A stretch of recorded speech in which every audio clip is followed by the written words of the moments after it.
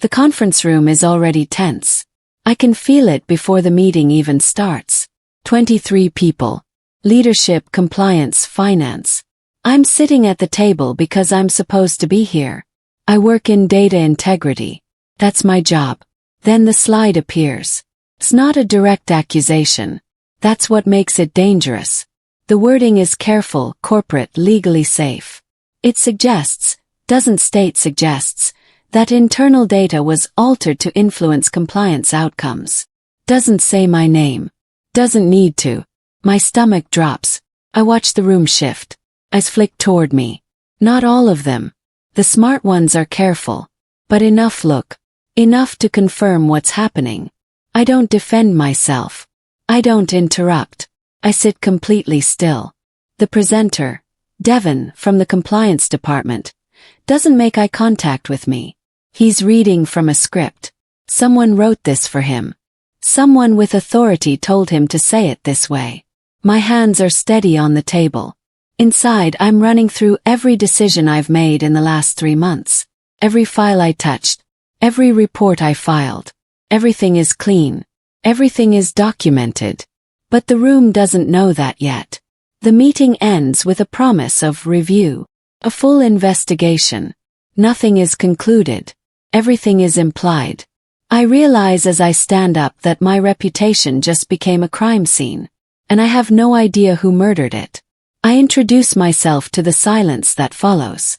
Audrey Walsh. Compliance analyst. 3 years with the company. Clean record. I've never missed a deadline. I've never cut corners. None of that matters now. I watch who looks relieved when I don't scream. Who nods like they expected me to stay calm. That's important information. The people who aren't surprised by my composure, they know something. Janet from HR won't look at me directly. She's messaging someone on her phone.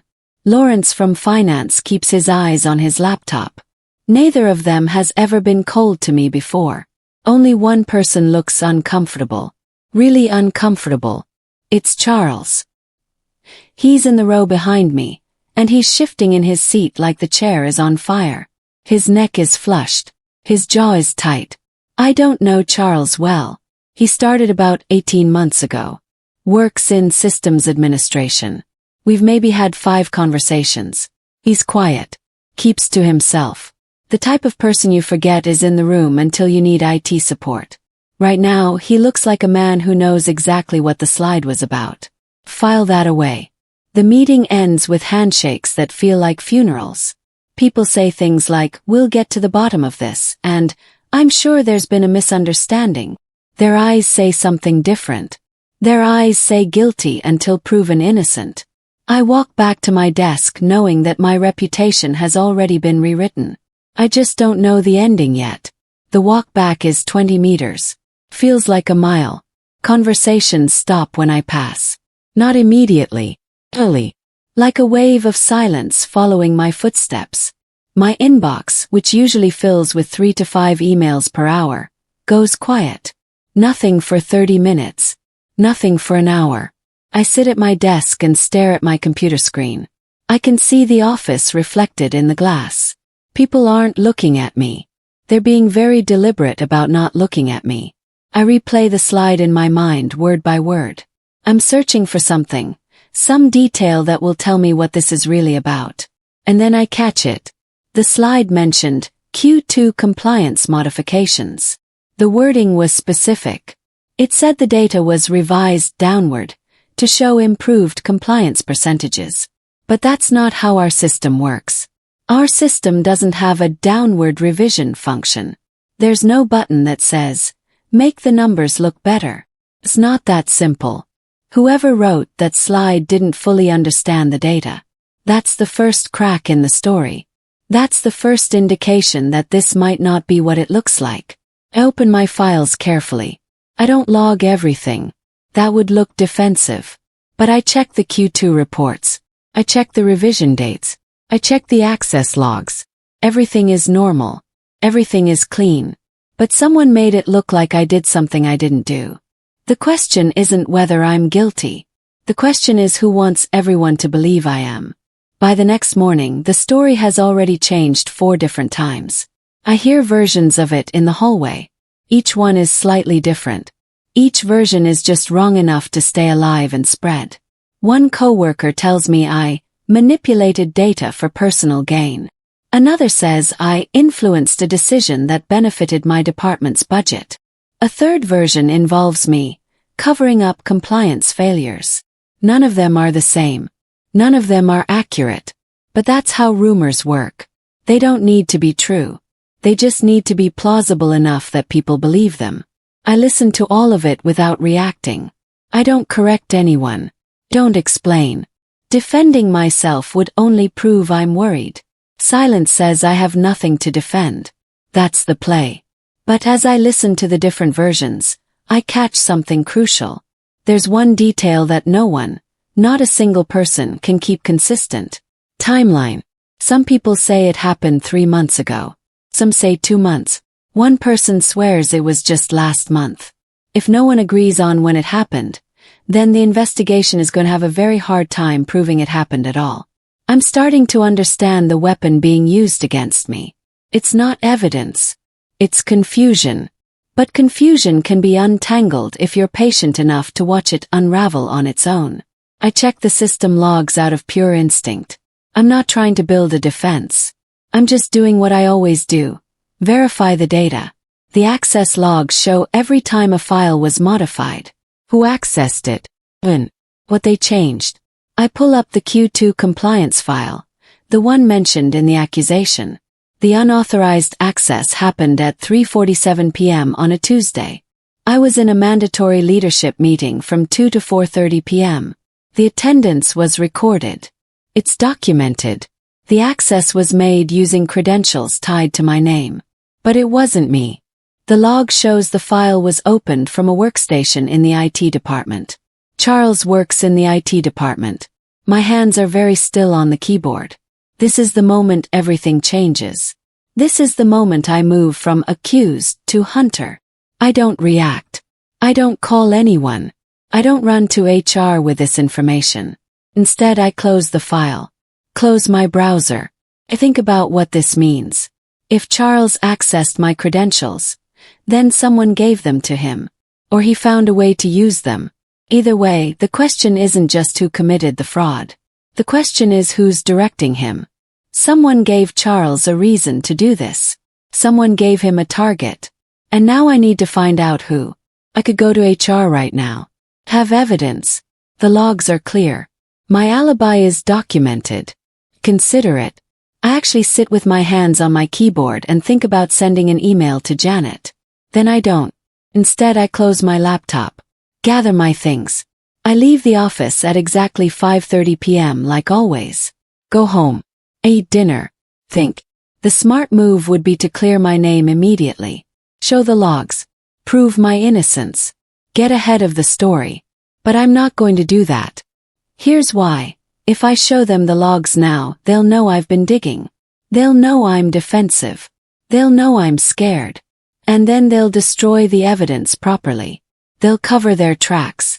They'll make sure the next attempt at framing me is airtight. Better to let them think they succeeded. Better to let them think I'm panicking. That I'm falling apart. That I'm exactly as guilty as the slide suggested. Let them get comfortable. Let them get careless.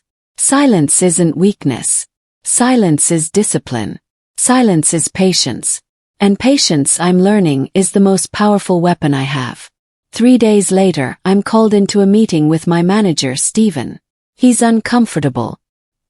He's been uncomfortable since the accusation. We're going to reassign the Morrison project, he says carefully. Just temporarily.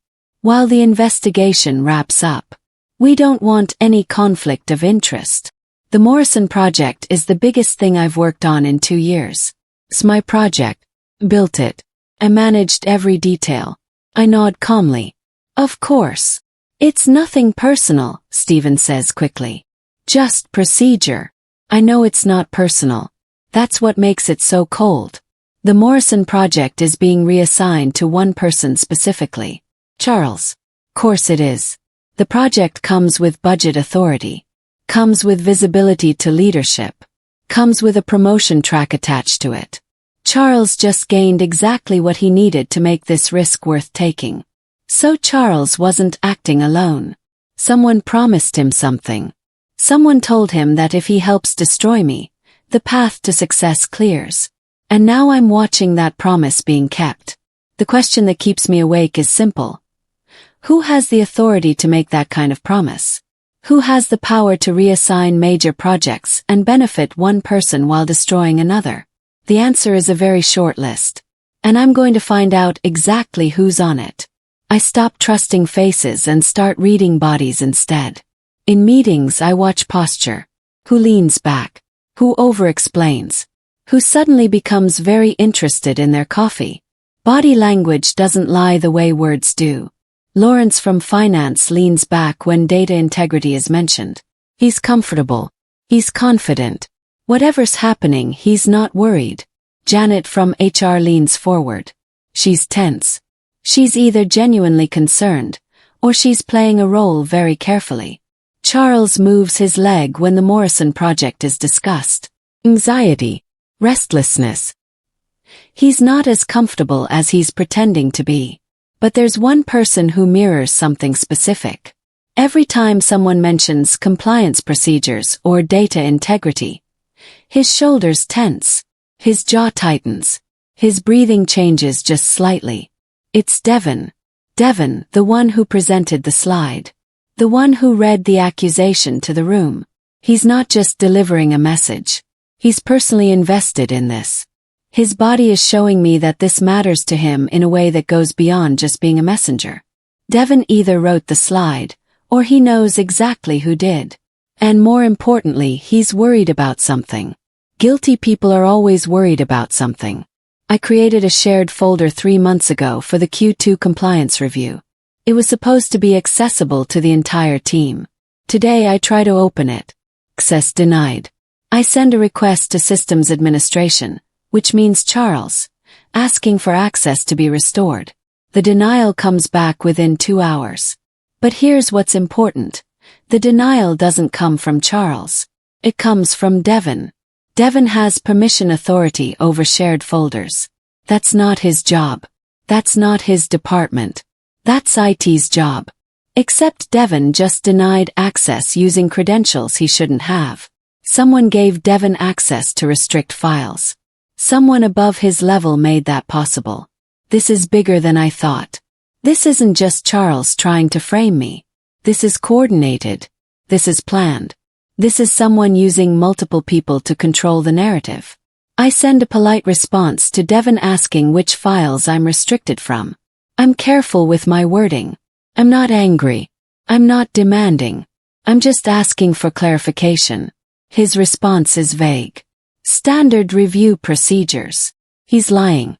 But I'm beginning to understand the shape of the conspiracy. And I'm beginning to see exactly how to unravel it. I discover that a compliance review was triggered in my name, without my involvement. An email goes to the wrong distribution list. The review is assigned to Maxwell Chen from the external audit team. Maxwell is an acquaintance of Devon's from a previous company. The review asks specific questions about motive, access, and financial pressure. All questions built on the assumption that I'm guilty. No one is asking whether the data was actually altered. No one is asking who benefited. The review is designed to confirm a conclusion, not investigate truth. It's theater. It's predetermined. But predetermined stories have weak points.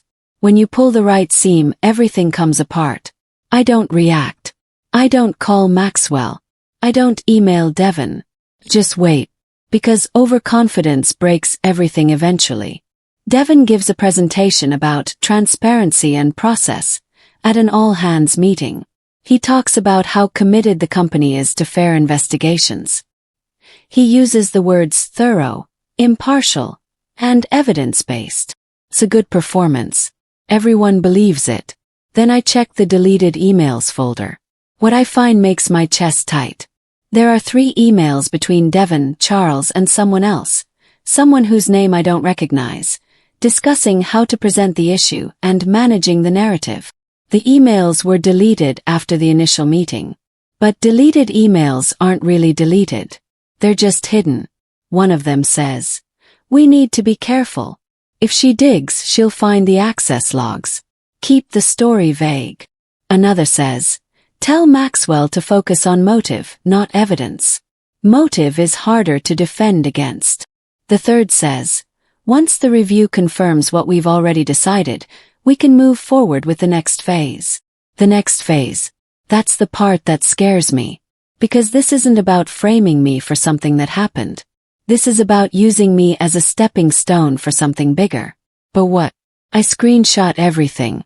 I save it to a secure location. I print it and keep it in a locked drawer at home. The contradiction is now documented. They claimed transparency while secretly hiding everything. They showed their hand. And now I know exactly how ruthless they're willing to be. I'm in the break room on Friday morning, and a coworker, Sarah from accounting, mentioned something casually while making coffee. "Weird night Tuesday," she says. "I came back around 8 p.m. to get some files. T was here late. Saw Charles at his desk. Thought that was unusual. Tuesday, 8 p.m. That's the same day the Q2 files were accessed at 3:47 p.m. What was Charles doing in the office at 8 p.m.? Asked, trying to sound casual. Really? What was he working on? Sarah shrugs. No idea. But there was a system alert that popped up on my computer when I walked in. Some kind of maintenance thing. He said it was scheduled. Seemed legit. System alert at 8 p.m. The same day as the unauthorized access. That's not a coincidence. That's a cover-up. Charles was destroying evidence. Or covering tracks. Or making sure the server logs would show something other than what actually happened. Sarah just handed me the timeline I needed. I thank her for the information and walk back to my desk, my mind working through the sequence of events. They're not just trying to frame me. They're trying to corrupt the evidence trail. But they're not good at it. A real criminal would have been smarter. A real criminal would have covered this better. These people are just panicked and desperate. And desperate people leave clues everywhere. I stop reacting to anything. In meetings I take notes. Listen. Observe. My face stays calm.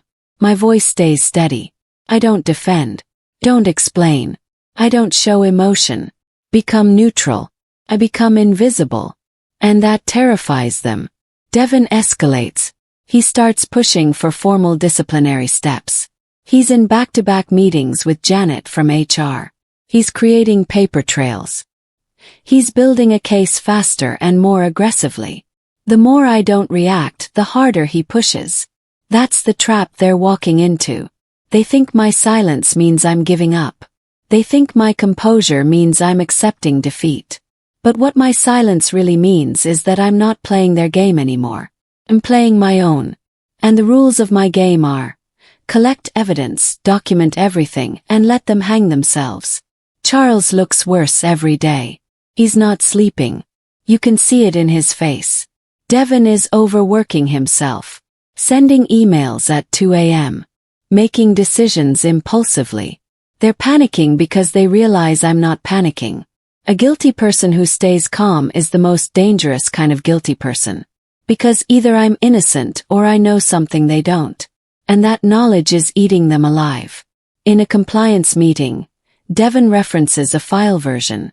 The Q2 report version 7, he says, shows clear evidence of manipulation. I freeze internally. But my face doesn't change. Version 7 doesn't exist. The Q2 report has versions 1 through 6. Version 7 was never created. Version 7 is a file that can't be found because it was never saved. Devin just referenced evidence that doesn't exist. Either he's lying or someone gave him wrong information. But in either case, he's made a critical error. If the file he's referencing doesn't exist, then the evidence he's claiming to have is fabricated. And if the evidence is fabricated, then everything he said is a lie. Make a note. I don't say anything. I just sit with this information and understand what it means. It means Devin isn't careful enough to be running this operation. It means someone above Devin is directing him, And that person made a mistake by trusting him with details he doesn't understand. Means the conspiracy has a weakness. And weaknesses can be exploited. I spend the next week at home, off the clock, off the radar. I reconstruct the data history down to the minute. I map out every file version, every access, every timestamp, every change. What emerges is a clear picture. Someone accessed the Q2 file using my credentials at 3:47 p.m. on Tuesday. They made 3 specific changes to the compliance numbers. They saved the file. Then they logged out. The changes reversed themselves automatically within 90 minutes. This is important. The changes didn't stick. They were temporary. They were designed to look like manipulation, not to actually manipulate anything. This wasn't about covering up real compliance failures. This was about creating the appearance of wrongdoing. This was about making me look guilty. But the automatic reversal suggests something else. It suggests that someone else, someone with technical knowledge, planned a rollback. Someone knew that the changes would be detected, so they made sure they'd reverse themselves. That someone is either very smart or very afraid of getting caught. Probably both. Create a timeline. Print it. I organize it. I make it impossible to deny. The edits don't point to me. The edits point away from me. The edits point to someone who knew the system well enough to manipulate it and smart enough to make sure it wouldn't look permanent. The edits point to someone in IT. The edits point to Charles. But more importantly, the edits point to someone who ordered Charles to do it. And that person is still unknown. I find the email thread between Devon, Charles, and a third person. The emails are arrogant, written like people who think they've already won. Devon. She won't fight back. People like her don't. Charles. Once the investigation confirms the findings, the promotion is mine. Third person. You've both earned it. Make sure there are no loose ends. These words contradict everything Devon said publicly about fairness. These words are a confession. More importantly, they show me Charles was promised something specific. He's waiting for a specific outcome. Someone above Devon has the authority to make that promise. The emails show the entire conspiracy. And they show the chain of command. Charles isn't acting from malice. He's acting because he's been told he'll be rewarded. Someone with power made that promise. And now I know exactly what to expose. Stephen calls me into his office. I need to understand why you didn't defend yourself in the initial meeting, he says. I've been waiting for this question. I've practiced the answer. Because I didn't do anything wrong, I say simply. And jumping to defend myself would have looked like panic. I figured the investigation would show the truth. It's a lie mixed with honesty. The truth does show itself. But not through investigations. Through evidence. Stephen nods slowly. He looks uncomfortable. The investigation is moving forward, he says. It's going to take time. That's fine, I say. I'm patient. There's one more thing, Stephen says. I'd like to request that the investigator review specific system logs. The ones from the day in question. My heart stops for a second. Then I realize. Stephen is actually trying to help me. Stephen is actually questioning the investigation. I appreciate that, I say carefully. If you think that's necessary. I do, Stephen says. I've known you for 3 years. This doesn't feel right to me. And I think the logs will prove it. Stephen just handed me the key to everything. He's going to request the very evidence that will clear me. And he's going to do it officially. On the record. The game just changed. Follow-up meeting is scheduled. Leadership, compliance, the external auditor, everyone. The tone is confident. Too confident. Like they've already made their decision and this is just theater. I walk in with a thin folder. Inside are printed records. Time-stamped. Documented. Undeniable. I sit at the table and wait. Devon presents his findings first. He talks about concerning patterns. He references version 7 again, the file that doesn't exist. He presents emails that supposedly prove motive. He doesn't mention the logs. He doesn't mention the specific times. He doesn't mention what the data actually shows. Because he's built his case on implication, not evidence. The room is nodding. People are exchanging glances that say, "Case closed." Then I'm asked if I have anything to add. I stand up slowly. I open my folder. "I do," I say quietly. "I have the system logs from the day in question. I have access records. I have file versions. And I have proof that the access happened while I was in a documented meeting." I start distributing the printouts. The room goes very still. Devon's face drains of color. "These logs are time-stamped," I continue. "The access came from a workstation in the IT department. The access used credentials associated with my name, but it didn't come from my desk. It couldn't have come from me." I let the papers sit in front of them. "I'm not going to defend myself," I say. "The data does that for me. I'm just asking that you look at it." I sit down. And then I watch everything they built collapse. Questions start coming fast. Why wasn't this in the initial investigation? Why weren't system logs reviewed earlier? How is it possible that access happened during a different timestamp? Devon tries to explain. He fumbles. He contradicts himself. He says things like administrative error and oversight. The external auditor leans forward. His voice is very cold. "Mr. Devon, are you suggesting that critical evidence was overlooked?" "No," Devon says.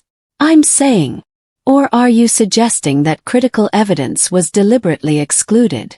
Devon doesn't answer. Someone realizes that the logs can't be argued with. Logs are facts. Logs are digital. Logs don't lie. Logs show that everything Devon said was wrong. Charles isn't even in the room, but his name is mentioned. Questions start being asked about why he was working late, why system alerts were triggered, why administrative access was used. The door is closing around both of them, and there's nothing they can do to stop it. Devon tries to reframe the entire accusation. "I think what happened here is miscommunication," he says. "The initial findings were unclear." The compliance officer interrupts. "Are you suggesting you presented false information? That you accused this employee based on unclear findings?" Devon doesn't answer directly. "I was working from information provided to me," he says. "I don't have access to system logs. I was relying on reports." "Reports from whom?" the compliance officer asks. Devon stays silent. He just admitted he didn't do the investigation himself. He was delivering a message from someone else.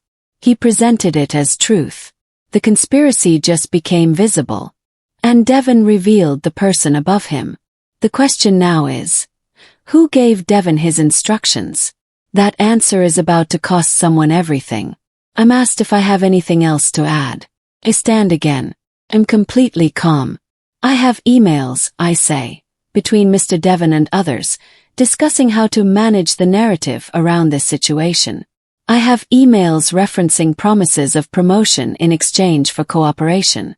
And I have timestamps showing when evidence was deleted after the initial meeting."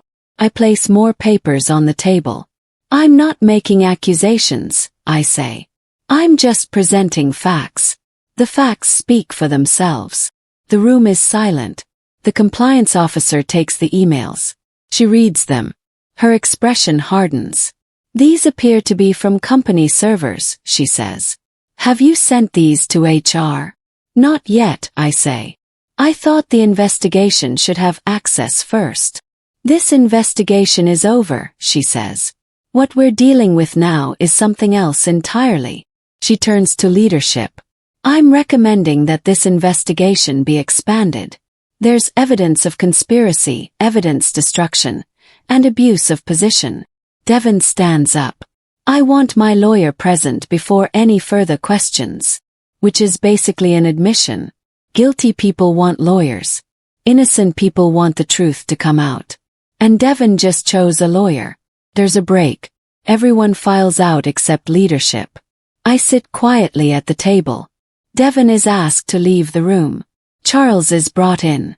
He's pale. He's been told about the emails. He's been told about the logs. He's given an opportunity to explain.